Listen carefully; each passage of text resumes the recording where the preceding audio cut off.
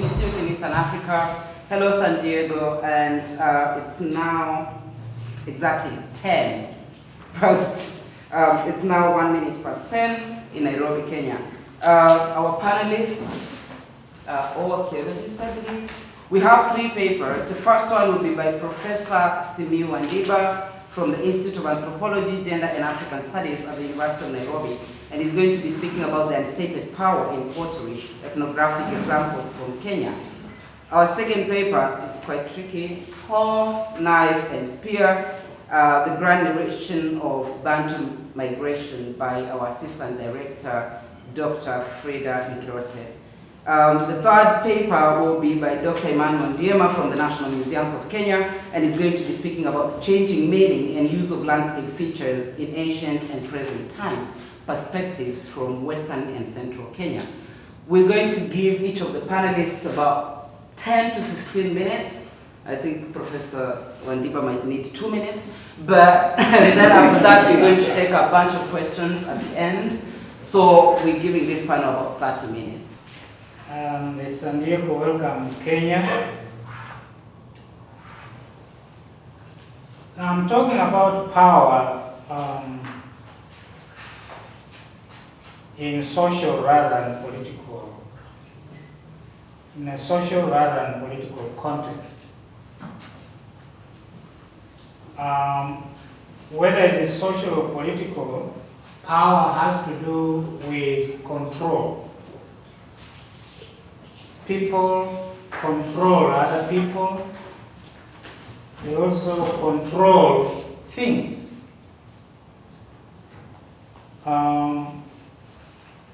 But things also control people and control other things. And power can be visible or invisible. It can also be real or imagined. Now, why do I talk about unstated power? It is unstated because nobody talks about it. But it is there. People elect not to see it or not to talk about it. And so, as a student of ethnographic pottery, I have observed in different communities of Kenya how people make pots.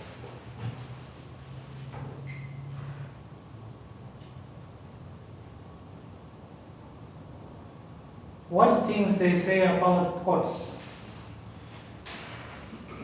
what taboos they have about pots and the potting process.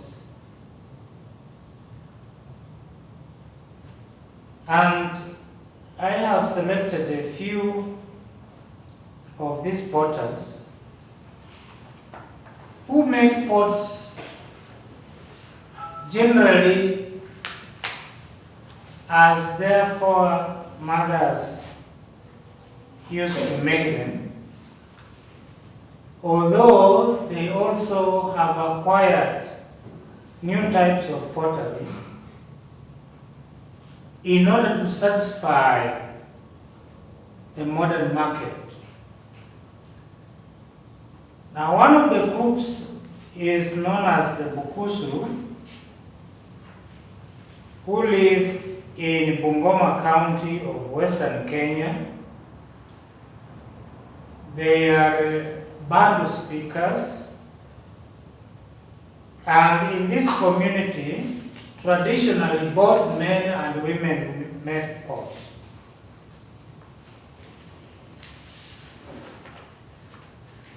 But there was a distinct gender dimension in the types of pots that they made. So men potters made pots that are associated with masculine activities. So they made pots for the manufacture and drinking of beer. Because traditionally drinking of beer was the activity that men engaged in, although all women also participated. But then the way the drinking was conducted, the women had very little say in what was being done apart from drinking. The women, on the other hand, made pots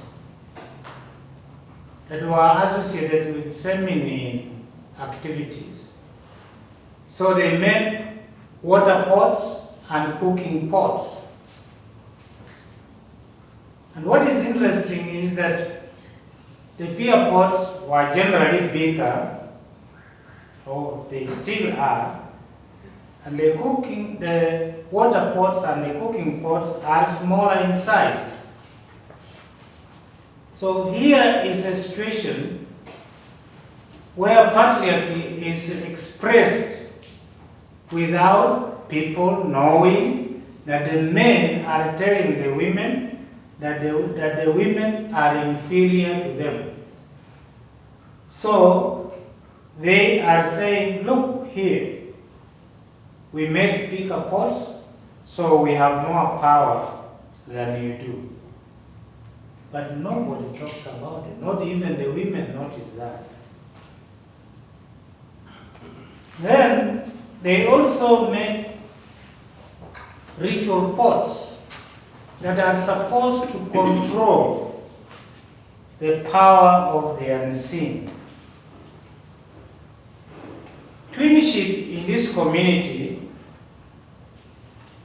is seen as something that can affect the health of not just the family but also the community at large.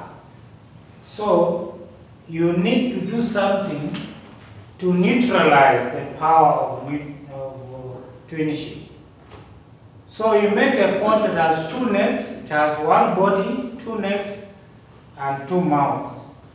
And then you drink beer from that pot. That way, the pot has power over the harmful effects of twinship. Now, another community that I talk about are the Luo, who are Nilotic speakers, who live in around Lake Victoria, in Western Kenya. And one interesting thing about potting in this community is that it's generally a woman's job.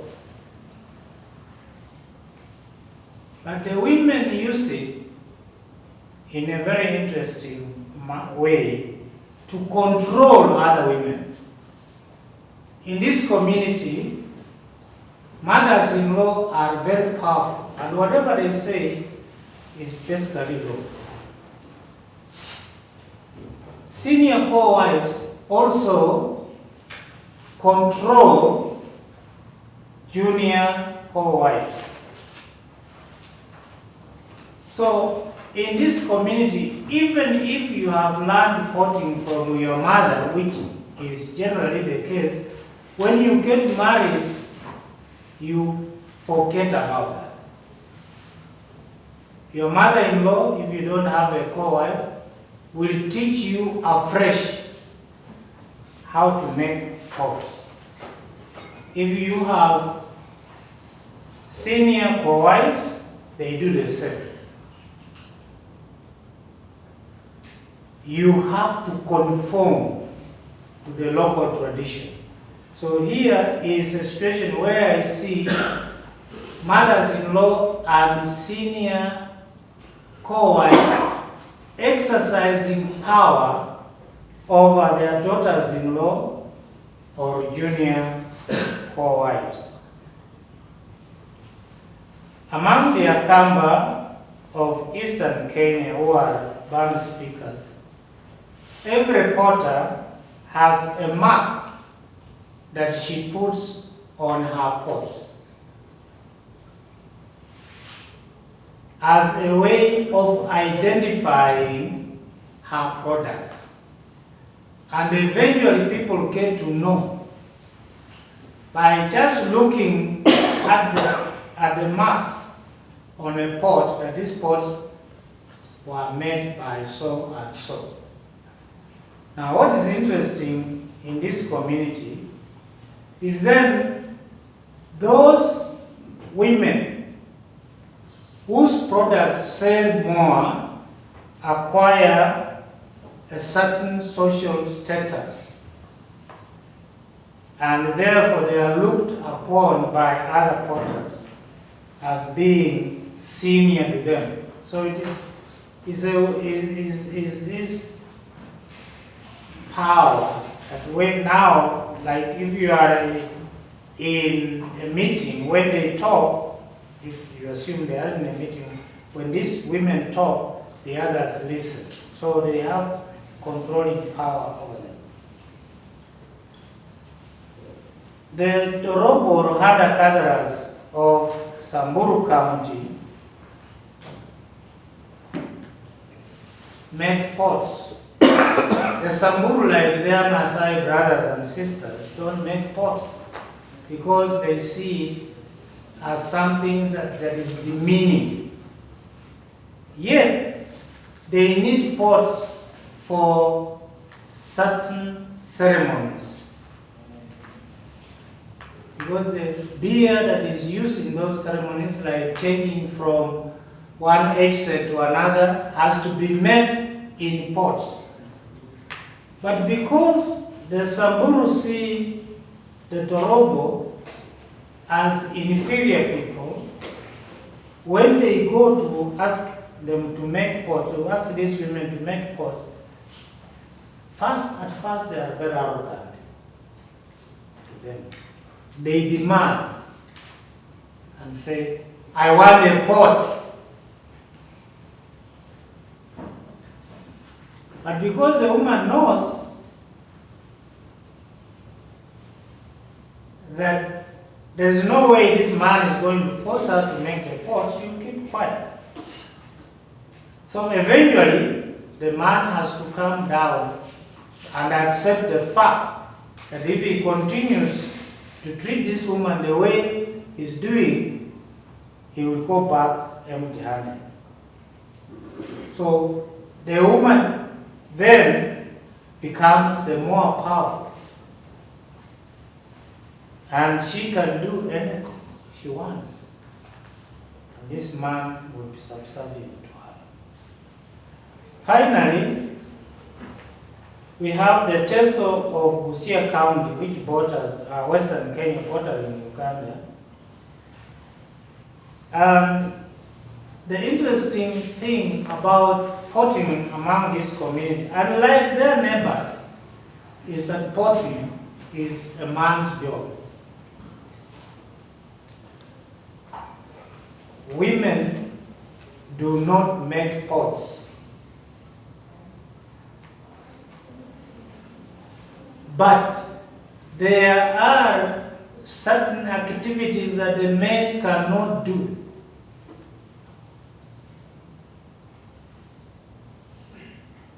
Like carrying the clay from the quarry,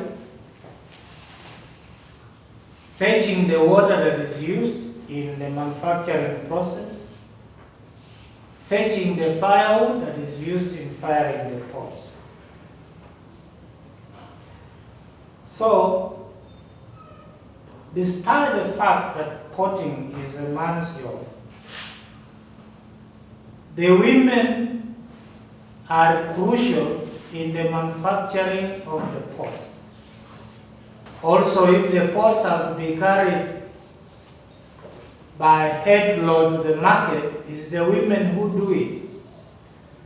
And so the women exercise subtle power that is unstated because the men have to plead with them so that they can undertake those activities which they themselves cannot undertake.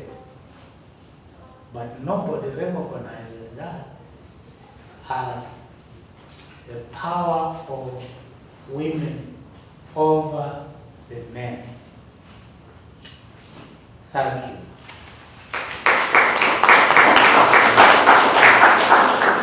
Perfect timing.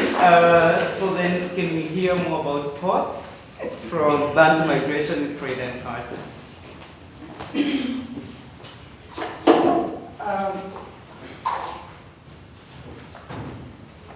My paper tonight is, I'm going to talk about hoe, knife, and spear, the grand narration of Bantu migration.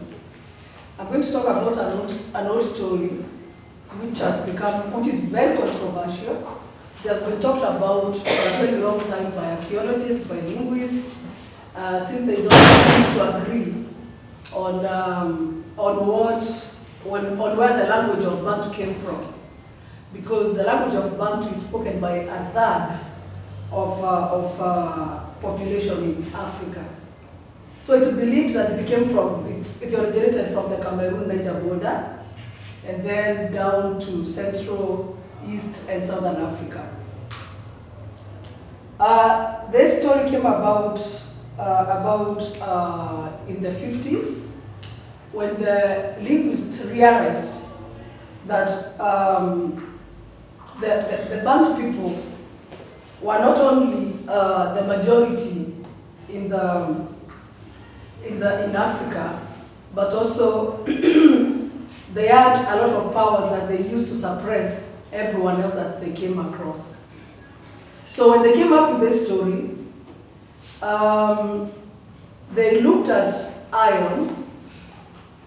They used the words that are used by different Bantu people, which define or describe iron.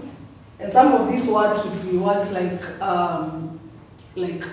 iron ore, like spear, no, not spear, like hammer, like furnace that is used for smelting iron, and anything else that could be used as the root term for iron working. And what they found out, or what they thought, is that the Bantu people must have learned this from where they came from, and it gave them a lot of power to move across Africa. So the point that one tends to see here is that because of the power of iron, they were able to subdue everyone that they came across. They were also able to subdue the environment, harsh environment, because they moved they came through the tropical forest. That is what, equatorial forest, that is how it is believed. And apart from the iron, the other things that are looked at, like farming of root crops, and also pottery. So the question that this paper seeks to answer, actually it's an attempt to question the role of materiality in creating archaeological identities and the use of archaeological materials to validate linguistically constructed theories. So when the linguists came up with this story, they had to find evidence for the story. So they had to go to archaeologists. And the archaeologists had to provide the evidence of iron working, because they have already found that the iron working is coming from Bantu.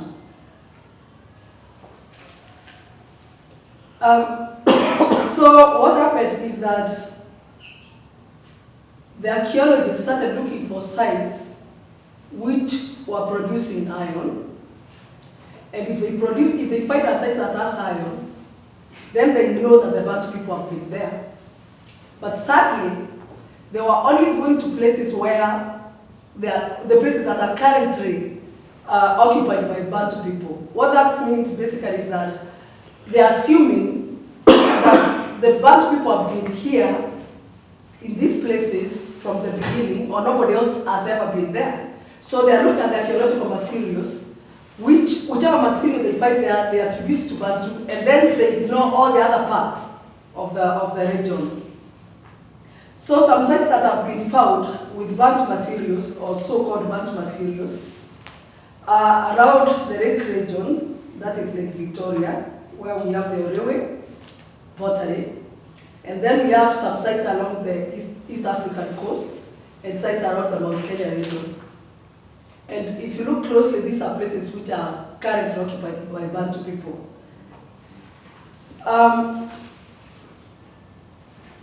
So this narrative made the archaeologists have a lot of arguments between themselves, because some felt that through dating, some felt that some of the movement was from south to north, while others were saying from north to south. And some of the linguists were really amazed by what the archaeologists were doing, because the archaeologists, instead of finding their own independent data, they were trying to fit within the linguists' data. So that actually was a problem in itself. And so the debates were back and forth between the archaeologists themselves, and then between the archaeologists and the linguists and historians. So historians took the stories of the archaeologists and they started citing each other in circles. Now, the reason why African history has been told in this way, it's because we have our history written from the colonial times, which is very late. That is about the 18th century, the 19th century. And because we don't have written records, we have people coming up with all theories and then trying to validate them so that they can fit within our histories. And so how can we use these histories, actually whatever has been generated through this kind of data, to write our own histories? Are these histories actually valid? So without actually dismissing what has been, the research that has been done before, I would want to say the power of iron in this sense is that it's a revolutionized, first of all, in our history. When we talk about history, when you talk about iron ore, I mean hole, the one for digging, which the Bantu people were using, it's a revolutionized the economy, because then, before that, the people who were living before the Bantu, they were using, they only used to farm cereal crops, which you could just sow and then they grow on the ground without having to dig much. But then with the iron tool, then you dig, and if you're using if you are planting root crops, you are able to dig and to remove the subsoil.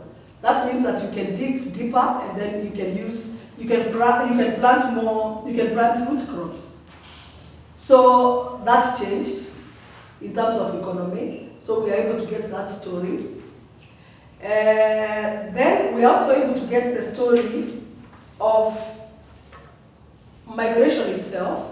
That is, if you want to believe that they actually marched from the Cameroon down to Southern Africa and Eastern Africa, because it gave them power to cut through the forest, to cultivate more, and to have surplus. So because of surplus, they were able to have more power than the people that they found before them. They were able to have larger populations, which were able to suppress or subdue everyone else. So in this case, they were able to start now building kingdoms. And so how are they able to suppress others? It's through the use of spear. And the spear here again is the power of iron. So how our histories have been told using, and it's not all the histories here, it's mostly the history of Bantu migration, which is such a controversial story because it's told in a linear way, like there was nothing else on the side or what. It's just about the Bantu moving, using iron, walking across the equatorial forests, cutting trees, and in fact some archaeologists referred to them as barbaric warriors. because they are able to come and suppress everybody and do what they want.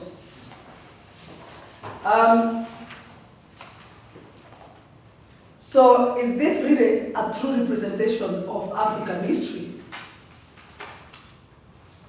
The reason I'm asking that question is that because a template was formed, which was used for measuring how the Bantu people moved, where they occupied, and what they ate, or whatever they did. But then, when this was being looked for in the archaeological record, it was not necessary at all to make sure that all the other things that might define Bantu were available in those archaeological records. So they looked only at pots and mostly iron. So with or without iron, if a site is within a place where Bantu people are living currently, then a story is told that these people have been here, or they moved from Cameroon or wherever and came to this place. So what that means is that also the story that is told, it's not, in a way, it's not a representation of the African people, because, not the African people, but the Bantu people, because the whole area has not been looked at. So how can you say that you have a complete story? And we've had a lot of people who have actually questioned this, so this is not a new thing that I'm talking about.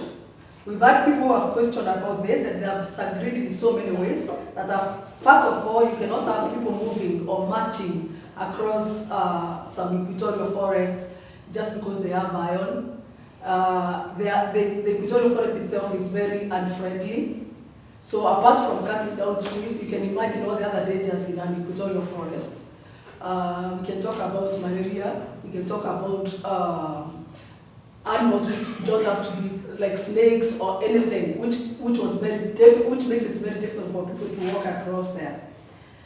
And so my paper today actually, which is just a summary of what has been said about Bantu migration, and which is not new totally, but also it's only an attempt to show that African history is the way they are done, and also because they were also done by people who did not understand the language of the Bantu people, and also people who, because at that time we don't have a lot of African people doing this history. So, or even archaeology, both archaeology, history, and linguistics. So what is presented, and what actually I think the African people themselves should strive to do, is to study this vis-a-vis what is currently available in terms of language, in terms of archaeology, and in terms of if they are to do interviews or whatever they do, they should be doing among people that can understand them and cultures that they understand. Then this can stand on its own in terms of validating what has been said before in terms of this movement. So in conclusion, I don't want to talk much, but in conclusion, I want to say that what I've just talked about has demonstrated the use of language and material or technology can help reconstruct, I don't deny that, reconstruct the identities and histories of African past, although later linguistics, no archaeologist disciplines can stand alone in this line of inquiry. The danger, as noted above, is that one discipline suggests something, and the other, without its own means of verifying the suggestion, picks it up and supplies the evidence in line with the hypothesis. That is the hypothesis that has been produced by another discipline. In the story of Bantu migration, this was not only evident in linguistics and archaeology, but also in history, where the three disciplines kept citing each other in circles. It is therefore suggested here that African history cannot be told using one line of argument, such as iron working or pottery, but while accepting suggestions from unrelated disciplines, research should treat any received suggestion from unrelated discipline with caution. They should not only seek to augment the proposed hypothesis, but also they should endeavor to find new evidence that might confirm or refute it. In sum, after after several decades of research into Bantu migration story, the world is yet to understand how more than a third of Africa came to be occupied by Bantu speakers. All Bantu speakers always were there. The early history of Bantu speakers remains unfinished. I'm done. Thank you so much.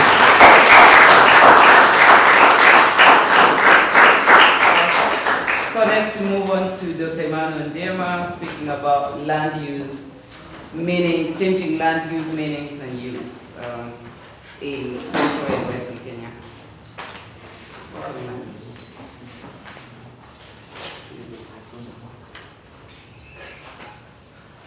Just wait for the PowerPoint presentation. Good morning, San Diego. Good evening, Nairobi. In this paper with my colleague, Dr. Christine Ogola, we interrogate the changing meanings of landscape features, both in prehistoric and historic times, in prehistoric and historic contexts, and try to evaluate the significance of these landscape features, which are spaces that has meaning that endures through time.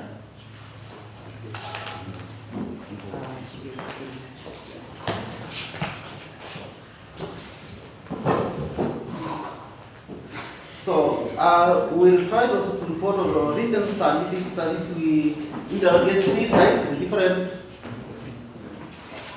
Can I move this slide? We interrogate 3 different areas within the country. The first location that we look at the landscape feature, an important landscape feature that has some power that has continued to persist through time from we look at what is happening in the prehistoric record up to the present. And the third one is a site in Western Kenya known as Kakapel. And there is this imposing rock feature that has rock art in it, that has archaeological materials, and it is continued to be used from prehistoric time to the present. And we'll show shortly what has been found there. Another site that we look at a space is in Lokori in Turkana in northern Kenya, and we look at that and how there's a different, these stone pillars that are within landscape, they're archaeological in nature, but they continue to influence, to attract people. Even up to today, people still use it. People still pay allegiance to them and they visit this site. And then we look at also another site in central Kenya in a rock shelter at a place in Nyeri County called Ngaime, and this feature, though we have not have prehistoric evidence for this site, but we have historical information on how the site was very critical during the liberation struggle in Kenya, and also we go further and try to understand how these sites are being used present as important features that still attract people as a powerful place where people go seeking for some form of reconciliation with their own self. Next slide. So these prehistoric features, as I pointed out, continue to influence found in different places within the landscape, and are important even as today we see one of it, we'll point out later, is the placing of small rocks. As you walk across one of the sites in northern Kenya, you see someone has to put a small rock there, even if you don't come from that area. And at the side of Kakapel, there is this imposing huge rock.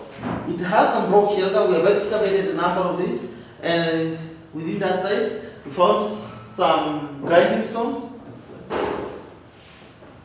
human skeletal material like burial, a number of them, which are a few, and a lot of rock art also that's within this site, and that's prehistoric.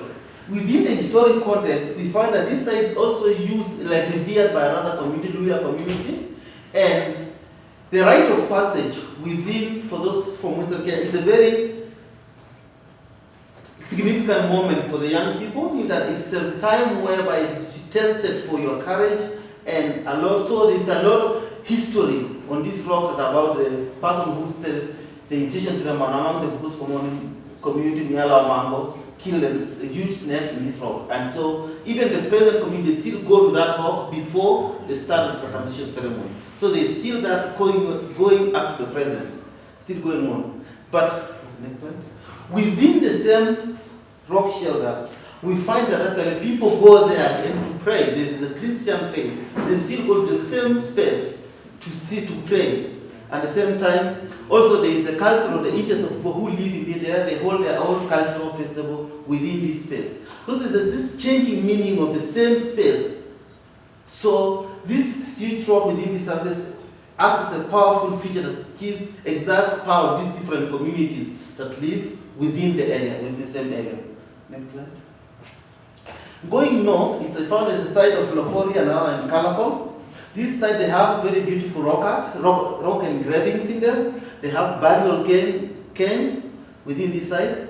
Though not majestic and imposing, but just a space within the landscape that it has meaning that keeps just changing through time. From prehistoric, we have a lot of thousands and thousands of rock engravings, but then later on we have also those burial cairns. The human skin was buried here, more than 200 burials within that just confined space through time. Next slide. And we see that some of those images that are found within these burial cairns actually present being utilized by the local community by branding their cattle. So there is that people go there and they look at those different geometric motifs that are done on the rock, and they are able to identify them with their clans. And it's the same motif that actually being utilized in branding their cattle. And as I mentioned also, as you walk past to this space within the landscape, you find that you have to pick a small stone and you put there. So there's still that meaning within continuing up to the present, and the people still living. So there's that power of this small space within the landscape that still attracts people up to the present. Next slide. And so going to central Kenya at the place called Ngaine, though we are not done prehistoric excavation at Ngaine, but it's not uncommon to find, it will not be uncommon to find a site, archaeological material within this site, as there are other sites in Mount Elgon and also closer to Mount Kenya that they will be able to find archaeological material. So the meaning of this site, the archaeological significance of this site, we have not been able to document, but we find that this cave was very important during the liberation movement in Kenya, and General Kariba was very strategic. It's written a lot about the significance of this cave in Ngaine in Nyeri County. And because they feel actually like the name itself, it means that the way that God protected them. When we are talking to this Mau veterans, they could not even explain why the colonial soldiers could not see them, because they just went down and disappeared completely. And the colonial soldiers could not even see them. So that place, still, those people revere that place. But at present, we find that people still come again to this place to pray for personal and communal reasons. So this place also doubles up as a tourist attraction within this place. So we found this lady, she says she's been there for 7 days praying, and she was praying for the nation. Just during before the early this year, so that we could have a peaceful coexistence. So there is a lot of meaning that associated with this confined space within the landscape. Next slide. So, as I said, the place continues changing meaning, and it symbolizes power of this space just within the landscape feature that attracts different changes through time, from prehistoric, historic to contemporary, and still attracts and acquires meaning from different perspectives. Next slide. So, what is it in this landscape that creates such a power for specific place within the landscape? Maybe it's uniqueness, it's lack of understanding of origin, that even the present, because we do not understand the present, what this place, the meaning of this space at present, we are able to assign meaning, and it exerts its power on the local people. Next slide.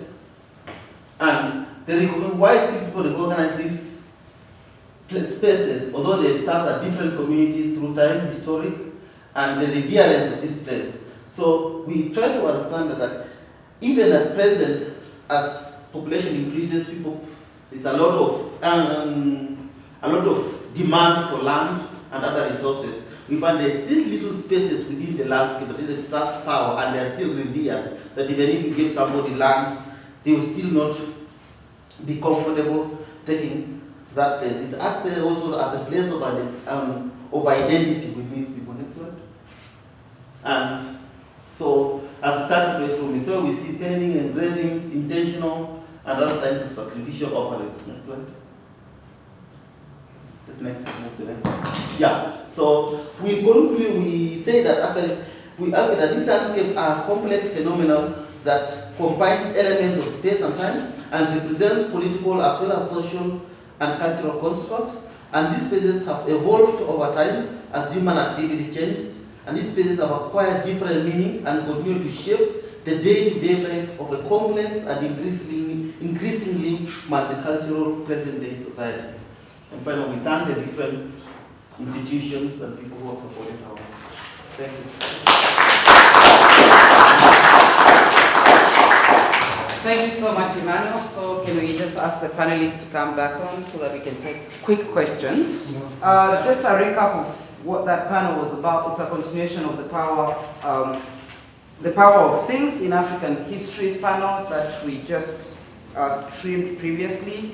And Professor Wandiba's paper kind of talked more generally about gender and ports and how that plays out. And what he constantly talked about was the idea of power over, women having power over men because there are taboos that are associated with collecting firewood or water or clay for pot making, even when pot making is a man's job. He also spoke about how pottery is passed down, whether you inherit it or whether people will do it for markets, especially amongst the Akamba, that you acquire social status because you make the best pots and your pots have more value. Then moving on to Dr. Nkrote's paper, which was about iron and iron working, in, especially about the grand narrative of Bantu migration. She spoke about the role of materiality in the making of archaeological identities and kind of gave us an overview of the debate between linguists and archaeologists and the debate amongst archaeologists themselves about the Bantu migration. And I think what Frida kind of built for a bit on was this idea of a true representation of African history, which we'll go back to in question time.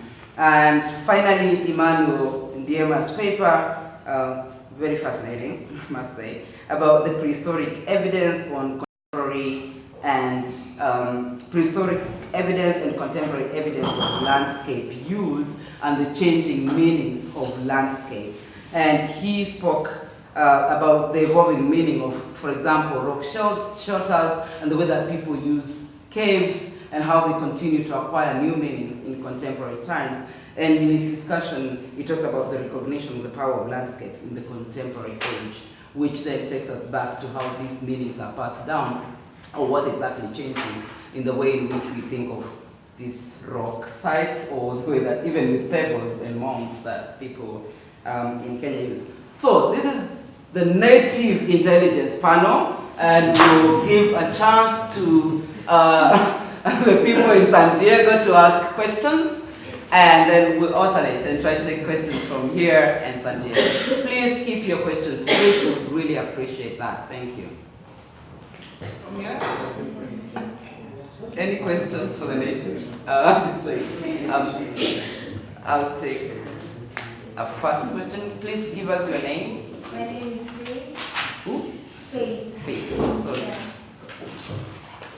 And the question goes to Professor Wandiba. Does it really mean that women were not really inferior as you're meant to think?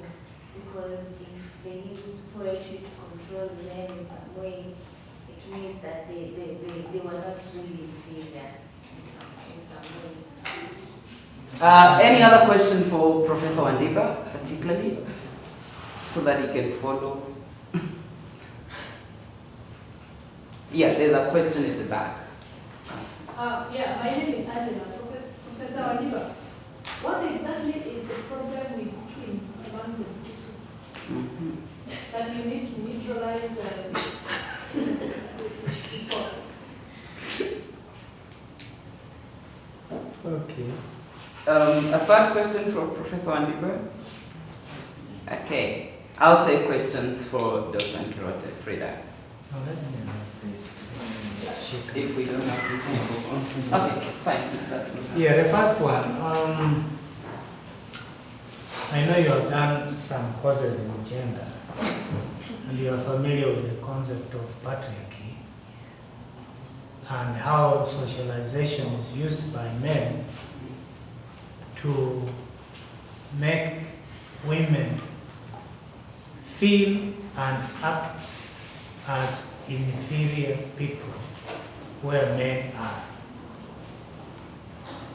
So, even when women have power over men, they will not show it. And I can give you a very practical example.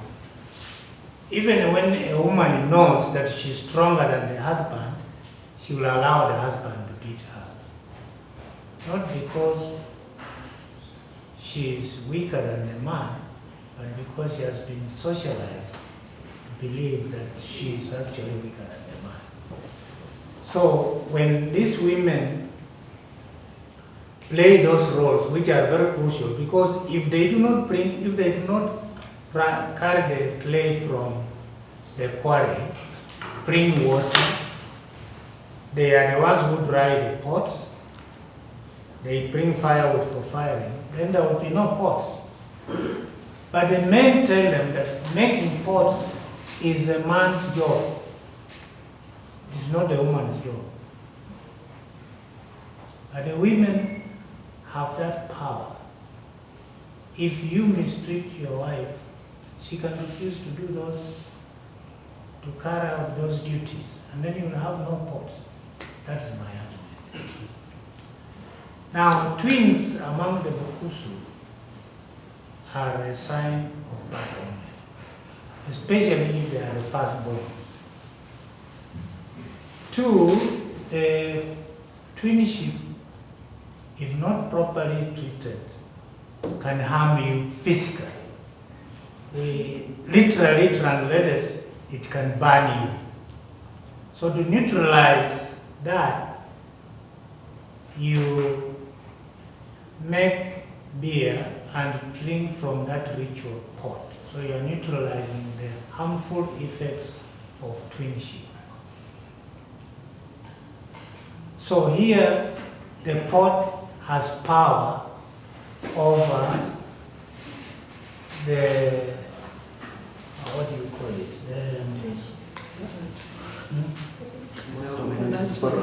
The supernatural, yeah, it has power over the supernatural,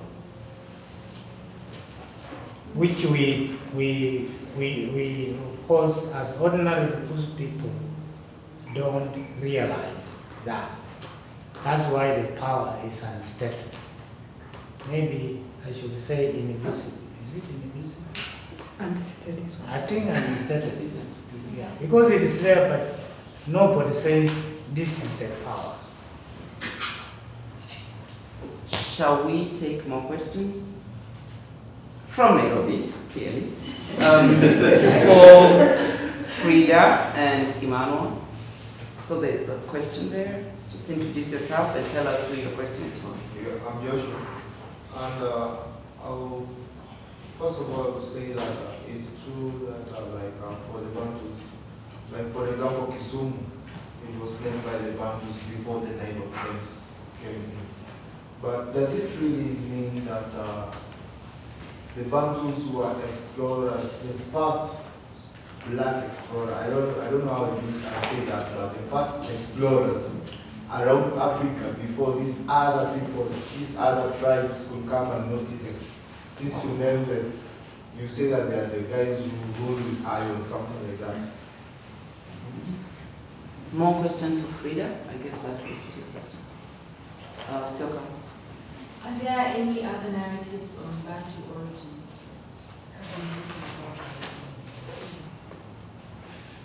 Is that for Frida? Yeah. Yeah. My question sort of ties into that question.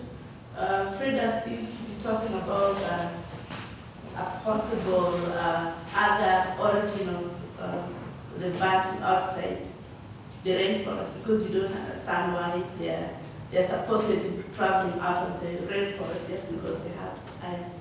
Is there another source? Where else would they be coming from? Can you answer those? Yes. About Bantu being explorers, they're not exactly explorers as presented in history or archaeology or whatever. There was a push factor. That means there's something that's made them live where they were living before, probably because they have been able to have surplus of food, and then there's a lot of the population grows, and so they need to move to new lands where they can be able to cultivate more, and also to be able to feed their populations. So they're not just going out there looking and checking and like trying to discover new places. It's as a question of need. That is how it is presented. And then about other narratives, the research itself was actually about the language, how the Bantu language has spread around Africa. And some people thought it has spread through the migration story, whereby the Bantu people themselves have walked and moved around speaking this language, and other less powerful people or communities, hunter-gatherers for that matter, abandoned their language and took the Bantu language. The other story is about diffusion, whereby probably there wasn't movement at all, but the language moved through diffusion. Yeah, so that people did not move, but the terms that they use might have been borrowed by other people who are their neighbors, and then, you know, it diffuses like that. And then the other story is that probably the Bantu people were here like forever. So the story is told like it's abrupt. The presence of Bantu is like it's abrupt.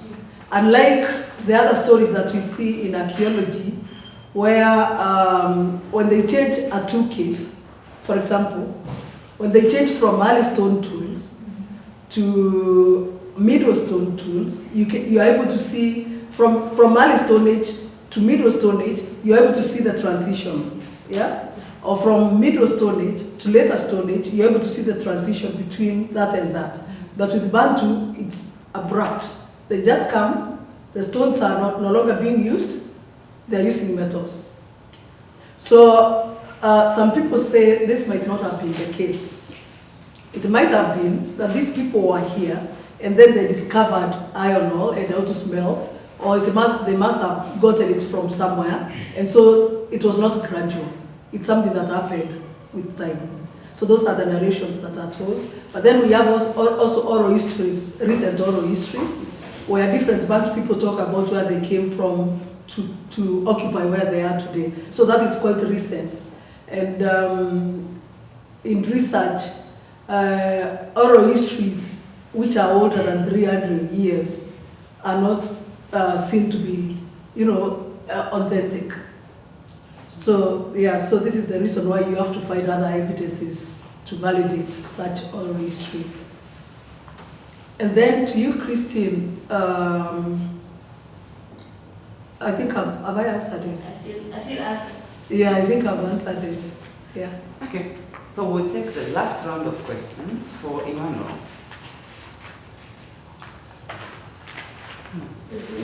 The panelists are also allowed to ask fellow panelists questions.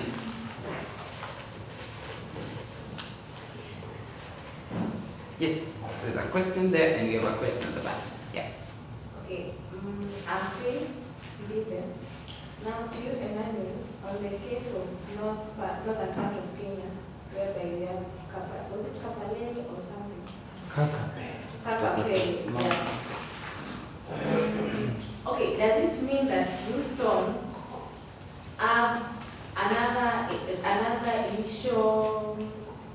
initial information about archaeology, or is it that they were made there and they were placed there by the people who went there, and through that people get to understand something from them, or why is it that it's an attractive place whereby people go visit,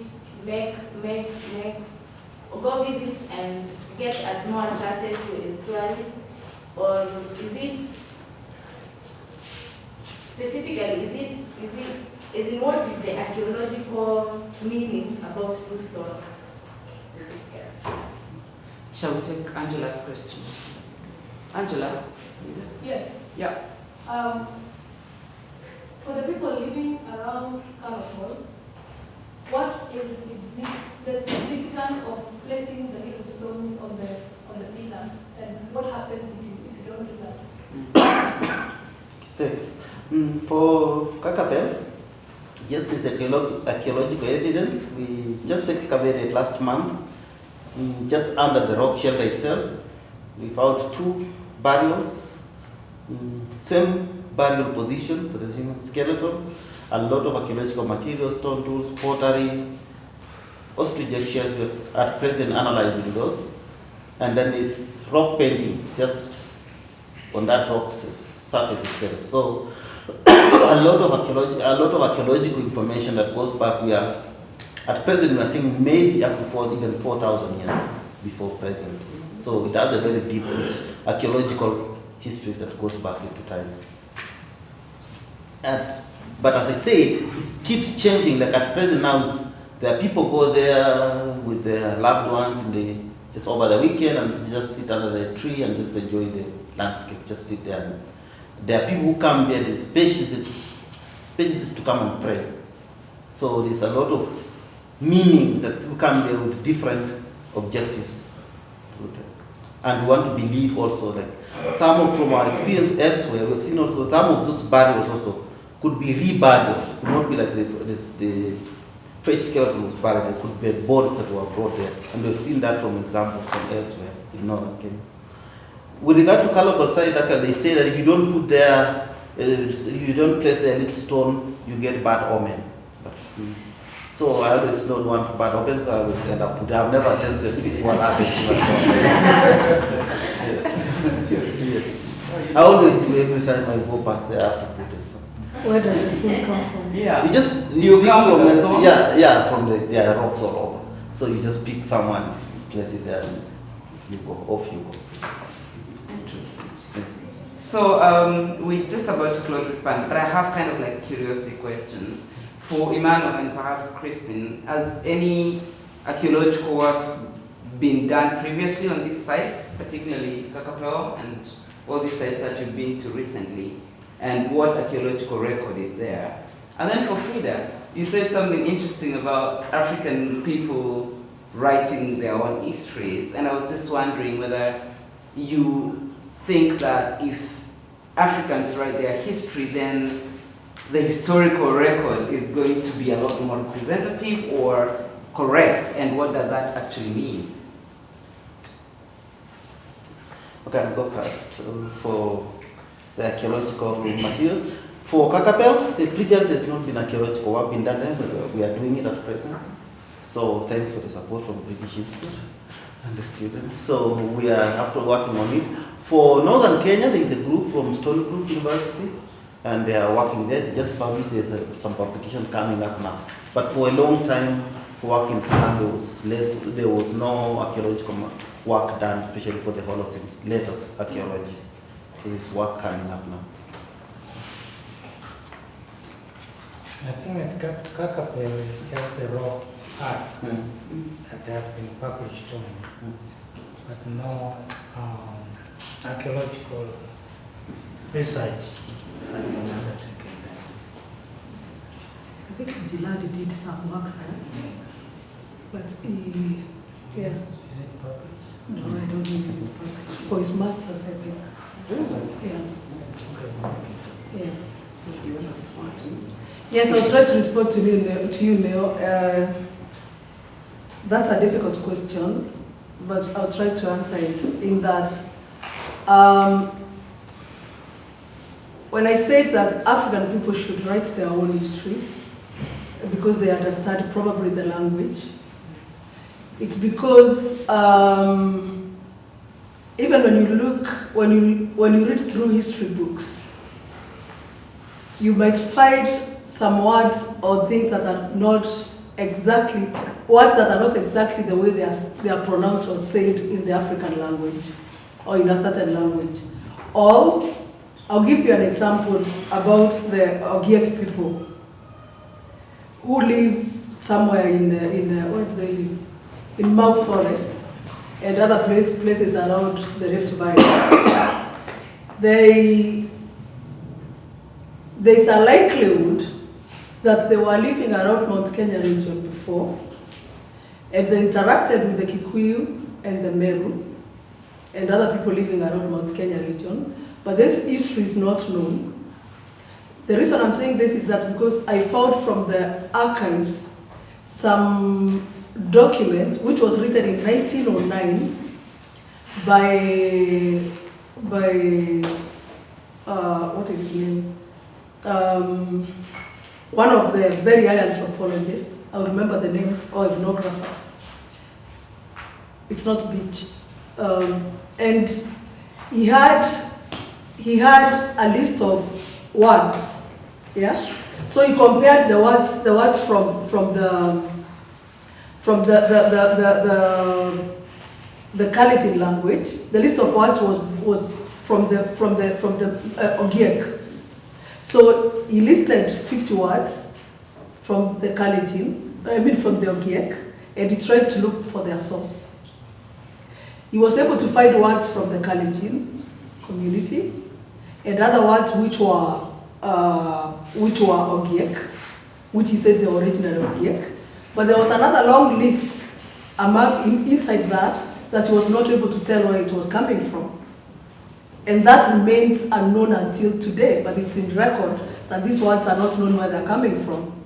On looking at those words, being the Meru that I am, and knowing the Meru language, I was able to see things like mountain in Kimeru, river in Kimeru.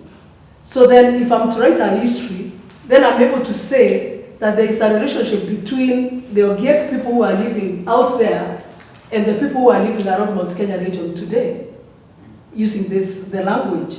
So this is why I'm saying, as much as I'm not dismissing what everyone else has done before, there is that need for the African people themselves to do their own histories.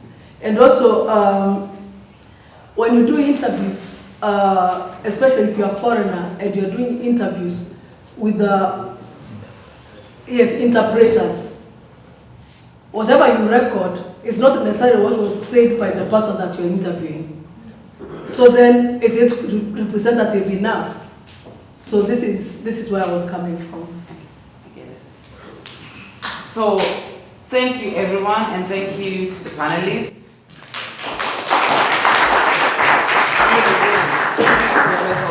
I don't know what time you go to bed, but this is really a great honor for you to stay here on a Friday night. I would like to welcome you for hanging out. We're going to be here for a while, for as long as you want, or for as long as we run out of drinks.